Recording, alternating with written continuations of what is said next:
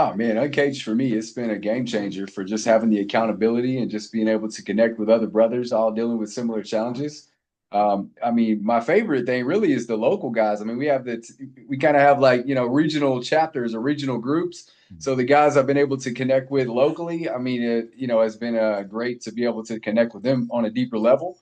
And then, of course, I love the retreats that we all do. You really dig in and dive in person. I always get the most value out of those in person relationships versus just through DMs or something. But definitely made a lot of solid connections, man. Always people willing to give back, share what they're going through, and we all have challenges and struggles just as much as we want to hear about wins. Like everybody's going through something, including myself. So man, that just having that support system, man, it's been able to help me get through it and just see that it's going to be okay. No, man, that's awesome, bro. Well, dude, why don't you tell the guys, listen, like who you are and what you do, and we'll just hop on into it, bro. Yeah. So I'm Chris Knowles. I'm out of Nashville, Tennessee. Primarily, I run a moving and storage company. We have the largest moving company here in Nashville. We actually last night just won Best of Nashville for the fifth year in a row. So a huge win. Still riding that high from last night. Was able to take my team out there. I mean, I'm a father. I've got two daughters. They're pretty much take all of my time outside of running business. I do, real estate investing, developing things like that. Big into storage and industrial spaces, and just building my personal brand as well, just along the way. That's awesome, dude. And it's cool that you brought up like how one of your bigger takeaways from the involvement in Uncaged is like the local community, like the local Mm-hmm. impact that, like, honestly, bro, the Nashville crew's killing it, dude. And like, it's Yeah. just really invigorating to see. And I too, man, like I thrive off the in-person stuff. Like that's where the relationships really get um deepened. But like, I'm interested to hear your perspective on it, right? Because a lot of guys look up to you. You have seen some phenomenal success. You've got a great story, right? Like, we don't want to necessarily harp on like a rags to riches. Sometimes some of that stuff's played out, but like, you're a real motherfucker. Like, you are a real person. And what's cool about it is like when you come to these retreats or these regional meetups in the Nashville area, like you become that much more real to some of these guys, right? Like you're we're building these relationships and like you want to call these guys your friends and they are, right? But like sometimes you feel like it's not even true till you see each other in person. Yeah. And then that's when Well, it like all comes to go ahead. What you got? I was gonna say, yeah, one of my favorite parts of the last little meetup, man, was one of the guys brought his son. He was 18, and he was just being in the room. His takeaway was, man, everybody's so successful and they're so normal. Just being like, just realizing like there is no stigma like where you want to go. Like it's not, we're just normal people that just like go after what we want and just like don't never give up. But his mentality, you can just see the paradigm shift and that he thinks that, or he just knows now that like anything is possible. He was like, just connecting and talking just like person to person, man to man. So that was a huge takeaway. That was, one of the guys, Jeff's son.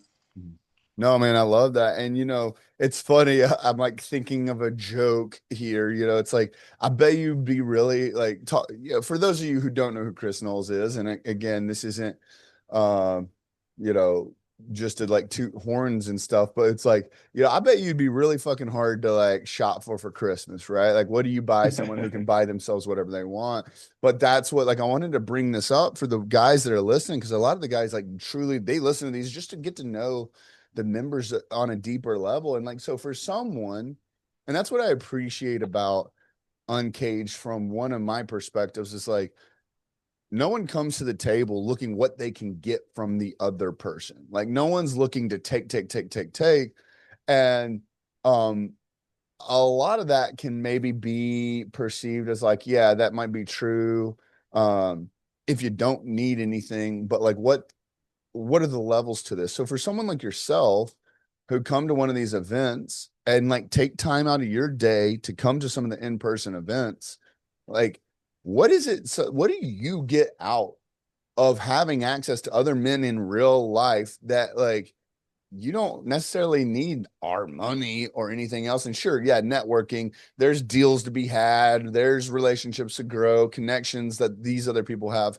But like, what is it that you get out of this when you come and get to see some of these guys that you've built a relationship with, like in real life? Yeah, well, it's just digging deep, man, and uncovering people's real problems. Like generally, even though I'm like, I go to events, I go to, obviously, connect with a lot of people, but usually you don't just dig into people's problems or things they're really dealing with. It's way more surface level. Like you're talking about just, things that just aren't as deep in their life, and so just really digging into people's problems, how can we help you, like things and overcome it and actually like map out or give them a roadmap of like at least a possible solution that you would do, and at the same time I have the same things that I'm dealing with. Everybody has different things, so really just digging in, man, and a lot and dedicated time for that. That's just something men don't really dig in enough, because everybody like keeps their stuff guarded, like that we got it all together, and that's kind of a thing that men have always been kind of forced to do, not really be vulnerable or share some of the challenges that they're dealing with in life, because it could be embarrassing to some people, but it just gives you a safe space to do it.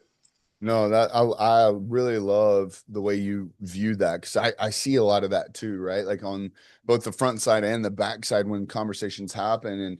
And like I know like even you yourself have gotten vulnerable at some of the events. And like it's cool because like it's made it so real for other people. Because to your point, like men, we don't really have a safe place to have these conversations. And so like there becomes like a weird stigma around it or whatever the case is. And it's cool because like it's kind of like two things. It's like, hey man, like I got a past, I have a story, and like I know Chris does, but I can see that there's hope and success that can be had. But then also it's like to the point where it's like, damn man, Chris is crushing it in so many areas of his life. And there have been bumps and bruises along the way. And like even at that level, there still are sometimes. And it's cool to kind of like not give yourself permission to like sit there and wallow, but it's like, all right, like, yeah, I got scraped up a little bit here, but we can just fucking keep going, bro. Like, we just keep moving forward. That's it. So I think Even it's, just like social media, like people, you just don't really know someone based off the little bit of time you maybe get with them or what you see on social media, because like a lot of people are just not going to put their problems on there. They're only going to share their wins, and we've all got them, man. So it's just like I said, just getting vulnerable around people, man, and just being willing to open up and really dig in and find out like how to move forward.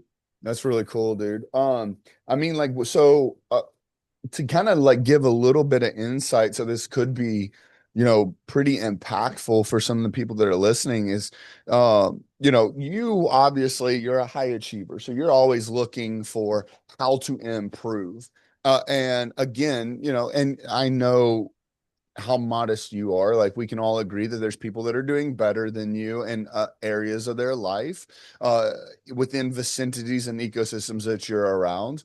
But there's also a lot of people that aren't quite at the level that you are. What have been like maybe some of the like most pioneer moments in your life where like you realized A, that you had it in you, but then like B, like what I can't remember if it was like a Bible study, my men's Bible study I was in, or it was like an uncaged conversation. And we were talking about the difference between like fear and like bravery, right? And like, so bravery is like understanding like it's going to be a tough battle ahead. Yeah. And even though you have, Well, it's really just realizing it's the same emotions. Like whether you have fear and it holds you back, or you get it, or the excitement pushes you forward. It's literally the same feeling. You just got to push on past it. yeah.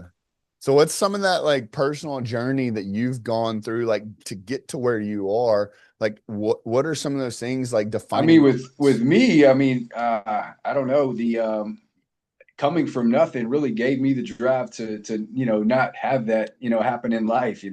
Just growing up poor, growing up, getting our car repoed, things like that as a kid, man. Or pulling up, like getting picked up in a hoopty, like park down there, stuff like that, man. Little things, you know, maybe not having the coolest bike, or you know, I remember getting I remember I used to get my freaking like Christmas gift sometimes as like a printout of a gift certificate, good for tax season.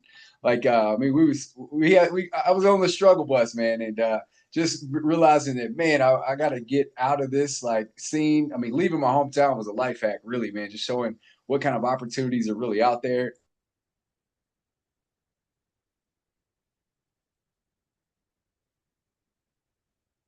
Well, man, I You know, came don't. from nothing. Yeah, sorry, bro. I lost you there for a millisecond. But we can obviously pick up what you're putting down. And you know, it's funny. I just had one of these podcasts with Max, and it was crazy because like we were relating the fact that like sometimes you know he's in sobriety and all that, sobriety coaching, and it's wild to see some previous addicts or recovered addicts that crush it in the entrepreneurial space, right?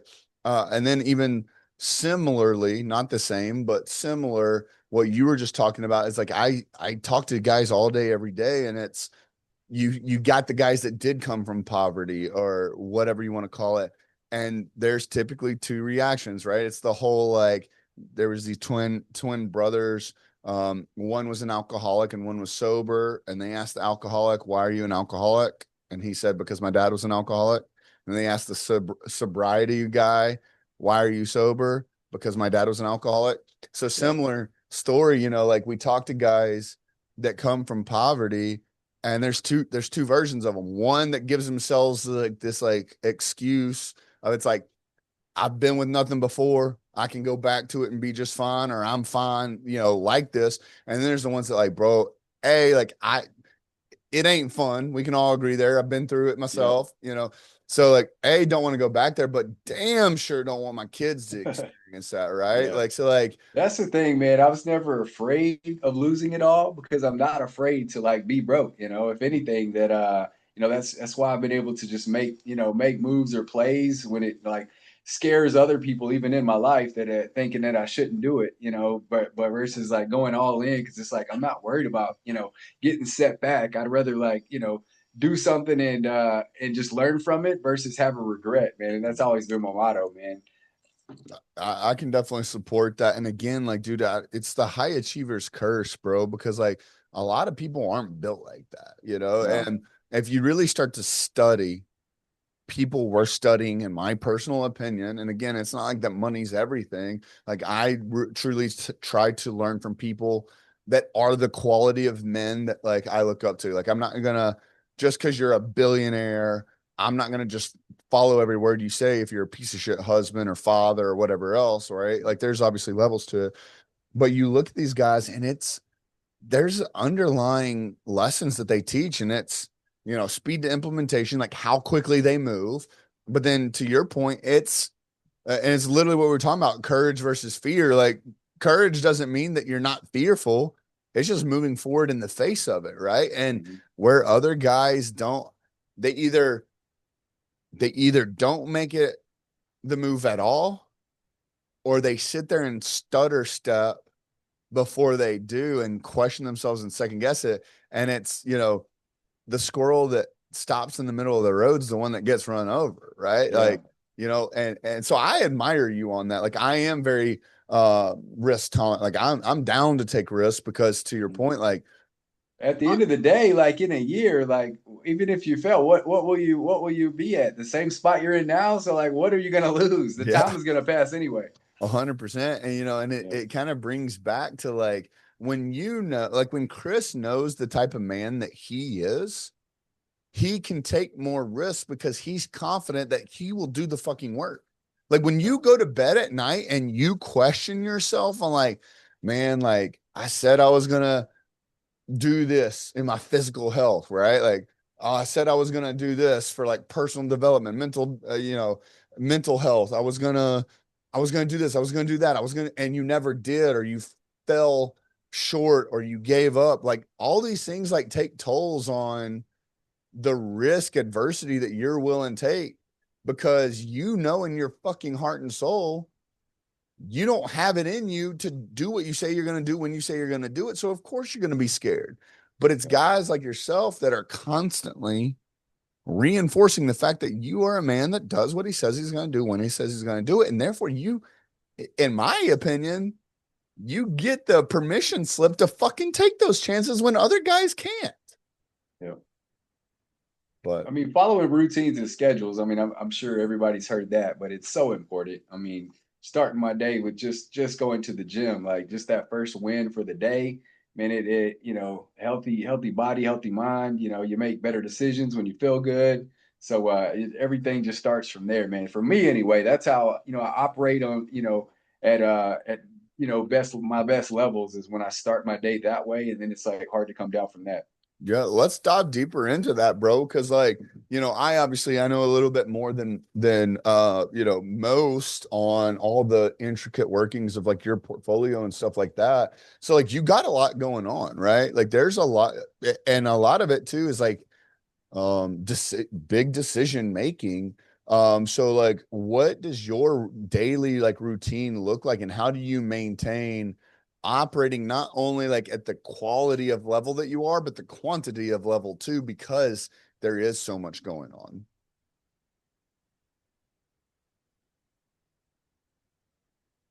Sorry, cut out for a sec. No, you're good. You said, what's my schedule look like? Yeah. Because like you're not only like you're producing quality output, but also quantity too, because you have so much going on. So like, what's a day in the life of Chris look like? We obviously start with the gym, but like Yeah. progress through there. Tell some of the guys that maybe aren't at this level yet what to expect and how to be best I, prepared. I mean, for me, delegation has been, the biggest thing that I've been able to do, just having the right people and team in place to do the things that I'm not best at. I feel like, if somebody can give 80%, man, it would give you 100, all your time back. Like, I'll take that every day of the week. So just having the right people and team in place, man, to be able to do it. And then at that point, I'm just checking in with them. Or even better yet, they have the proper SOPs or, guidelines and steps to take where they don't even need to call me. I went on a trip, last week, man, and my team just checked in one time to see how I was doing. They didn't need anything from me, so that's just a good feeling. But I mean, I also, just hit 12 years in the business. So I mean, that definitely didn't happen overnight, man. It was me wearing every hat for the longest, but figuring out I needed like somebody else to do this that I didn't enjoy, or somebody else to do this that I didn't enjoy. So, I mean, at this point, I'm looking for new opportunities and just ways to work on the business versus in it. And, at this point, so that's kind of what I spend my day doing. And that's a good place to be finally, but it just don't happen overnight. But as fast as you can delegate things that you don't do as well to someone else, like you'll just get your time back. Dan Martell wrote, what is it, buy back your time or Yeah. something? Like definitely dig into that, man, and figure out how to get your time back. That's the only thing we have limited supply of. It ain't money. No, I love it. And so like, all right, you're 12 years in. This is like one of the most valuable learning lessons you've had. Like if you could go back and tell like little Chris Knowles, I don't know if that's, at 3 years, at 5 years, at 7 years, at 10 years or whatever, like what would you have like said to a younger version of yourself to maybe like understand this sooner? Yeah. I mean, all the things I went through feel like it made me who I was, but of course I would be like, don't do drugs, little Chris, things like that. Hey, don't mess with that girl. There's so many little things that maybe you could have changed throughout the years, but like, giving him showing him personal development, showing him how important education was, not necessarily books. I mean, not necessarily like schools, but just educating yourself to learn the things that you want to do. Because at this point, man, never before. I mean, we just have so much at our fingertips, like too much, honestly. Yeah. And some people get overwhelmed because it's like they don't know which direction to go because everything is just everywhere at all times. Yeah. Luckily, I'm ADHD, so I work well with everything everywhere at all times. But I just kind of pick and choose what I could kind of focus on and right now it's training to get my pilot's license. That's something I've always wanted to enjoy, but it takes training, and I just want to get that because in the future I want to buy back my time. I don't want to have to wait on it, airport security or whatever. I want to just hop on my plane and go, take my family with me. So any way I can add my time back, that's what I want to learn and improve and continue, investing in. No, that's super sick. And like, as far as like buying back your time, that was obviously a journey, and there were, again, bumps and bruises along the way. Maybe you made the wrong bad hire. Maybe you delegated too soon or too late or Oh, I whatever. spent way too long trying to, do everything. It was my problem. I Yeah. mean, if I could go back, it would just be to hire faster, delegate sooner, because I didn't know what I didn't know. I thought I had to do it all, and I was until I like was plateaued and like literally like actual job satisfaction was declining, like culture was declining because like I was plateaued. All I could do was what I was limited to. And but I just didn't know any better, man. And in that instance, it took one of my like top, true top crew leaders like getting hurt and realizing that like I brought him in the office and realizing I needed that extra person. Once I had a support person and realized like, wow, we could scale again, just having extra help. It's like, man, I need somebody for this department, this department, this department, and now just keep like having that same mentality, man. Anything I can just allow someone else to join the team and just have the same vision. Like I'm the visionary. As long as I like show the roadmap, like they, get them on board and having that same vision and drive, man, they'll just get us there that much faster. No, I completely agree. So the first Anybody who says like self-made, man, that's such bullshit. Like I'm team-made, bro. I cannot do any of this shit without by myself. 100% dude. We're definitely in alignment there. So how did you start down the road? Did you just rip the fucking band-aid off? I mean, obviously, I know you mentioned someone got hurt, so you brought them in-house. It was more of like a an eye-opening experience for you. But like, after you realized that, did you just start ripping band-aids off and be like, yo, we're fucking doing it. We're Well, hiring, we're I mean, delegating. thankfully we were about 5 years in business, so we also had the funds to do that. Like, not anybody can just like hire a bunch of people because it takes resources to do that.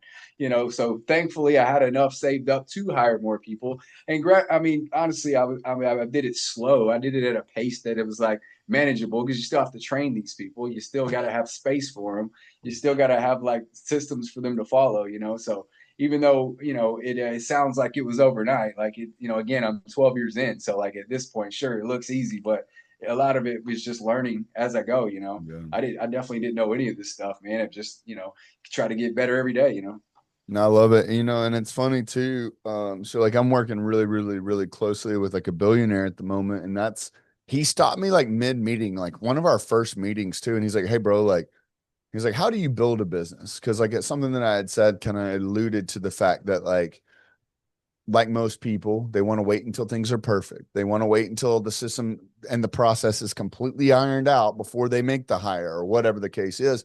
And like now, like we obviously know that, and to my response to him, and thank God, because I think it saved our relationship, was you build the plane as you fly it, bro. Like for Definitely. some of us, especially those who are like pioneering truly like the way business is done in our industry with culture and ethics and morals and this and that, whatever, like there ain't there's no handbook on this. Like you just got to take your shot and build as you grow. Yeah, definitely. Perfection paralysis is either have it perfect or do nothing. So they do nothing, Mm-hmm. versus just going after it and figuring it out as you go.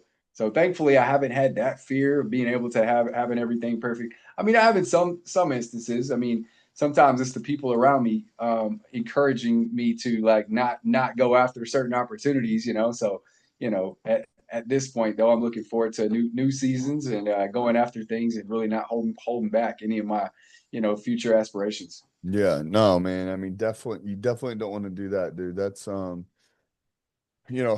obviously you're real close with Suter, and Suter and them are over at the house right now and stuff. And we've been kind of talking a lot about that.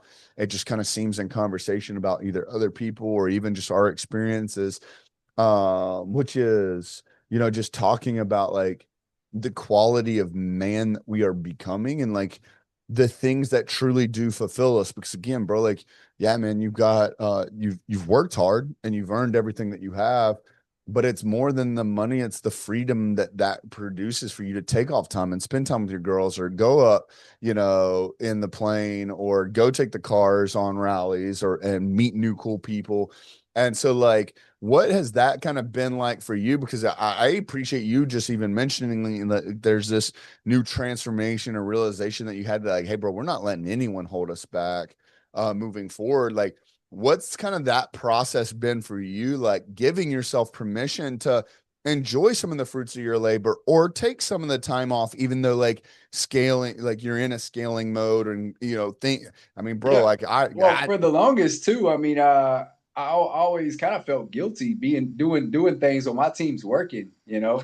It kind of took like separating that and not being at the office as much to make them realize like I don't have to be here to be working. Like I can be just as productive and work in my truck out of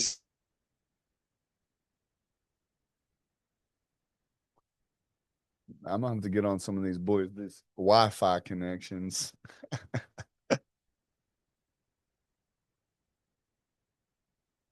Probably give him like 10 more seconds for him to hop back on.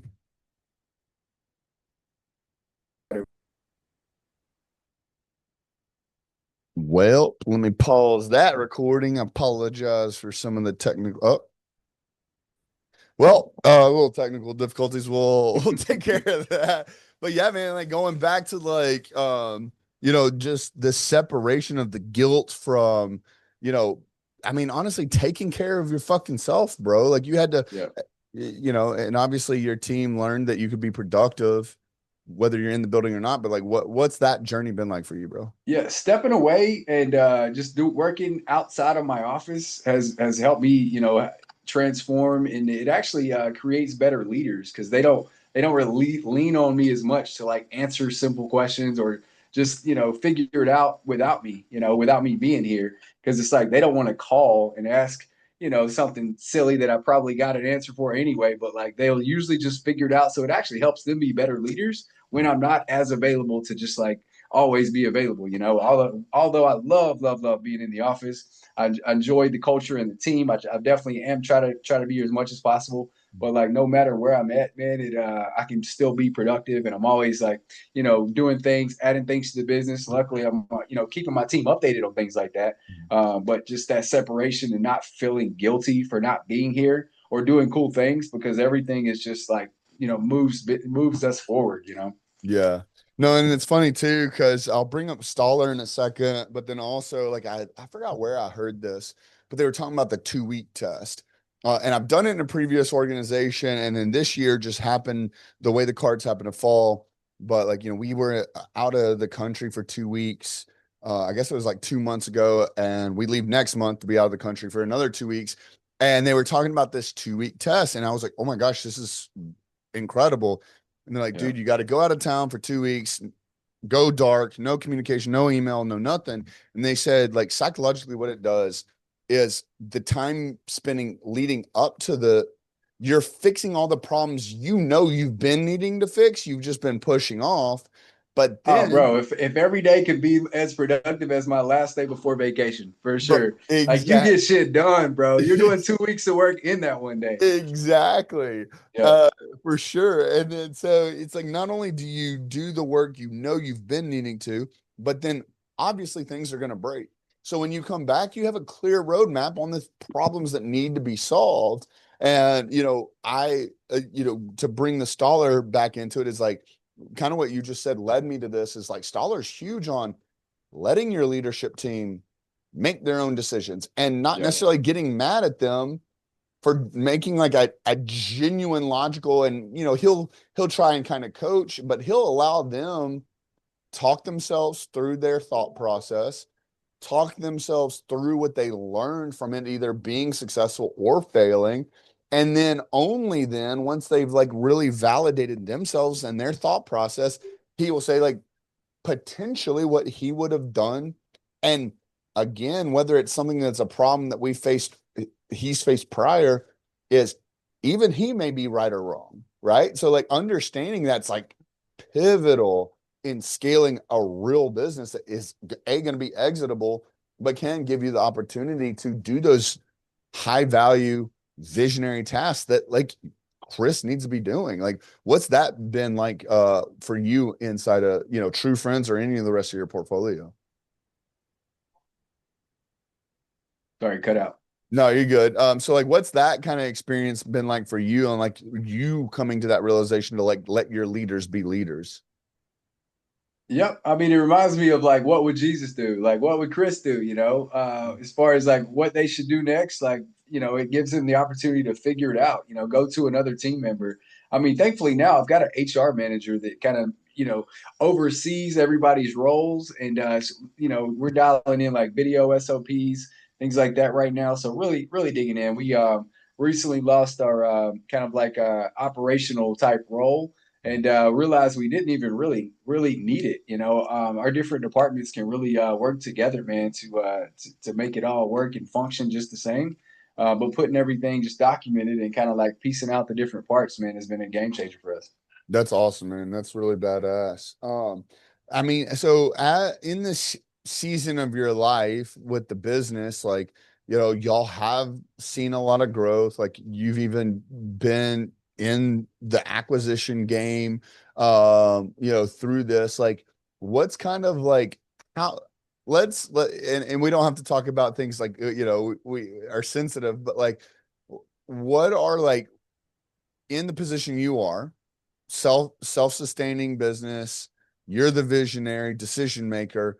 What are like, how are you thinking about the next step, like as that role? Like what's next? Where's your time and attention at, and like what kind of headspace are you having to prepare for to be that person to take it to the next level?